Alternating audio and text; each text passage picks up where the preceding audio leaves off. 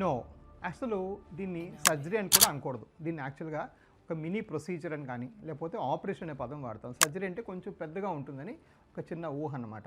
So ఈ varicose వెయిన్స్కి మనం చేసే ఈ లేజర్ ప్రొసీజర్స్ లేకపోతే ఎండో వీనస్ ప్రొసీజర్స్ అంటే వెయిన్ లోపల చేసే ప్రొసీజర్స్ అన్నిట్లో కూడా మీకు అంటే అట్లీస్ట్ మంచి హై క్వాలిటీ బాగా చేసే హై క్వాలిటీ సెంటర్స్లో నడుములో సూదిచ్చి ఎక్కువ సేపు గంటలు పడుకోబెట్టి మీకు ఒక రోజు ఐసీయూలో పెట్టి ఇవన్నీ చేయాల్సిన అవసరం లేదు.